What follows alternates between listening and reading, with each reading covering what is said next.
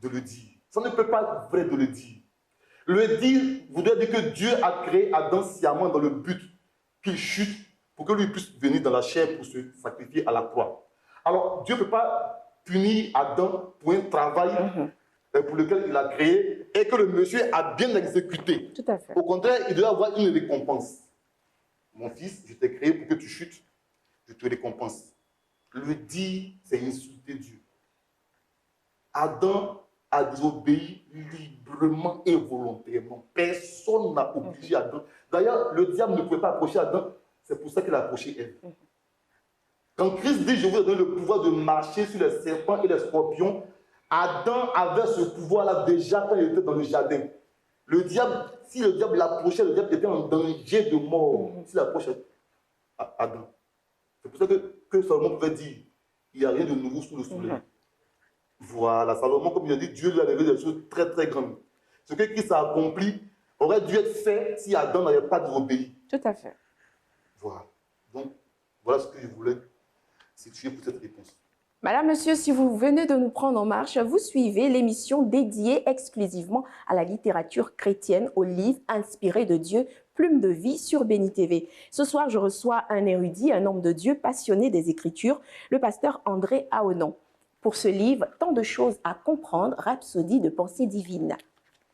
Pasteur André, après avoir parcouru ce livre quand je préparais cette émission, je peux le dire sans hésiter, c'est une œuvre divinement inspirée qui met véritablement l'accent sur la science des Saintes Écritures parce que on sent que votre objectif, c'était de faire ressortir la rationalité de la Bible. Tout à fait.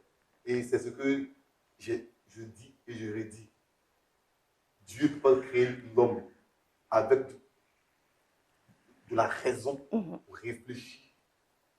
Et puis dire à l'homme de croire sans réfléchir. C'est pas possible. Et c'est d'ailleurs pour ça. C'est le fait de croire sans réfléchir qui pousse l'homme à adorer autre chose que Dieu. Tout à fait. Voilà. Et ce livre-là est venu pour démontrer à tous, que Dieu, mais Salomon le dit tellement et tellement de fois. Oh, ce monsieur. Il dit la science, il dit, d'abord il dit, la gloire de Dieu, c'est de cacher les choses. La gloire des rois, c'est de les sonder. Ça, c'est un. Il dit, la réflexion est la science des saints. Il y a des versions où il dit des justes. Il y a des versions où il dit des rois. Mais on ne peut pas être chrétien et puis ne pas aimer réfléchir sur les choses. Ce n'est pas possible. Il y a quelque chose qui fait que les chrétiens demeurent des bébés spirituels. Tout à fait. Ils ne touchent pas ce que c'est véritablement la compréhension du salut. Ils ne touchent pas ce que Dieu avait dans son esprit lorsqu'il créait l'homme. On pense que la vie chrétienne n'est faite que de limites, de contraintes, d'épreuves. Non, ce n'est pas vrai du tout.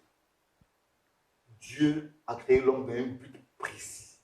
J'avais dit, vous êtes des dieux. Et vous êtes tous des fils du Très-Haut. Et pourtant, vous mourrez comme des hommes. Il ne faut jamais oublier ça. Lorsque Dieu créait l'homme, il a créé pour être Dieu. Mais comme je dis, Dieu qui n'est pas Dieu, sans Dieu. Il faut bien l'avoir à l'esprit. En dessous de Dieu, après Dieu, sa créature qui suit, c'est l'homme automatiquement. Il y a des choses que l'homme doit capter absolument. Selon vous, le chrétien est encore à cet état de bébé spirituel et de, on va dire, il n'a pas encore pu véritablement être la lumière du monde parce qu'il n'a pas percé les mystères de la parole de Dieu. Tout à fait. Or, c'est justement, lorsque Christ nous demande d'être la lumière du monde, mais on éclaire comment? C'est pour ça même que dans le monde, quand les gens parlent, ils aiment dire lumière. Tout à fait. Lorsque la France s'est émancipée, l'Europe, on a dit siècle de lumière. Exactement. Bon, je ne sais pas si c'est vraiment le siècle de lumière, mais ok.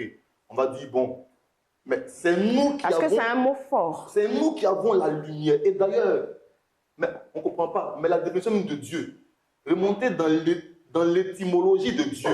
Mais Dieu signifie lumière. Dieu signifie lumière. Mais comment on peut être la lumière et puis on n'éclaire pas? Mais comment on peut éclairer si on ne rentre pas dans les mystères qu'il faut pour éclairer? Les gens ont tué Galilée qui a dit que la terre était ronde. L'église de son époque l'a tué. On l'a condamné à mort. Alors que c'est écrit 3 fois dans la Bible que la terre est ronde. Je viens de le dire dans le Proverbe 8. Christ dit qu'il jouait avec le cercle de la terre. J'étais là quand il traçait le cercle au-dessus de la Bible. Tous les principes du vide sidéral que la science attend de mal à comprendre. Moi, je suis une personne qui montre le chemin. Un panneau qui indique le chemin. Ces scientifiques-là, s'ils viennent à Christ, Dieu va les éclairer sur les questions qu'eux-mêmes se posent et sur les réponses qu'ils n'ont pas. Ils ne comprennent pas encore le vide sidéral, par exemple. Mais c'est bien. On va parler de quelque chose sur lequel vous avez insisté. D'accord. Et vous êtes l'invité. D'accord. Donc, il faudrait vraiment qu'on parle de ce sujet-là qui est véritablement, comme